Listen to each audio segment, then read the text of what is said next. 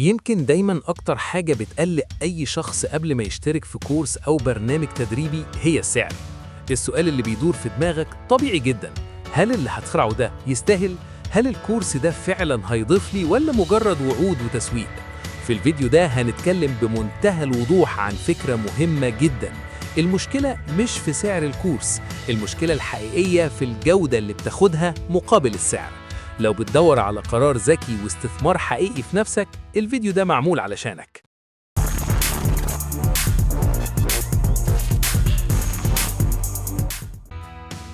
يمكن أول حاجة عينينا بتشوفها هو السعر، وده طبيعي.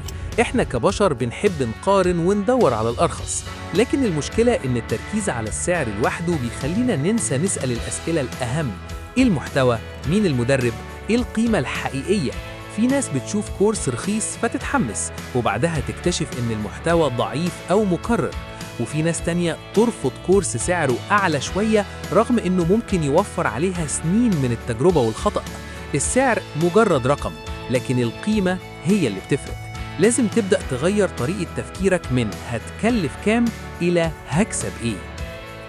خلينا نوضح الفرق ببساطة.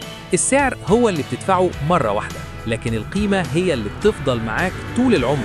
كورس كويس ممكن يعلمك مهارة تفتح لك باب شغل، ترقية، أو حتى مشروع خاص. هنا السعر بيتحول من تكلفة إلى استثمار.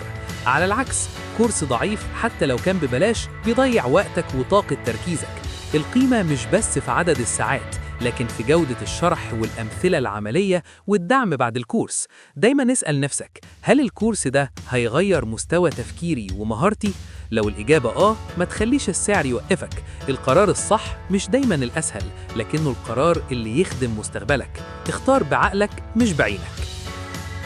في شوية مؤشرات لو ركزت فيها هتفرق معاك جدا. أولاً، محتوى واضح ومحدث، مش فيديوهات قديمة معاد تدويرها. ثانياً، مدرب عنده خبرة حقيقية، مش بس بيعرف يتكلم حلو. ثالثاً، تطبيق عملي وتمارين، لأن التعلم الحقيقي بيجي من التجربة. رابعاً، آراء وتجارب ناس اشترت قبل كده. لما تلاقي الحاجات دي اعرف إنك قدام كورس بيقدم قيمة، حتى لو سعره أعلى من المتوسط. الجودة دايماً ليها تمن، لكن تمنها بيبان في النتائج. الكورس الغالي أحياناً مش معناه استغلال.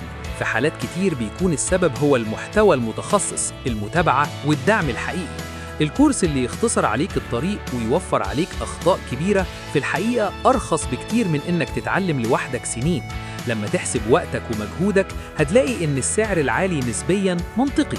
التفكير الذكي مش إنك تدفع قليل، لكن إنك تحقق أعلى عائد على اللي دفعته.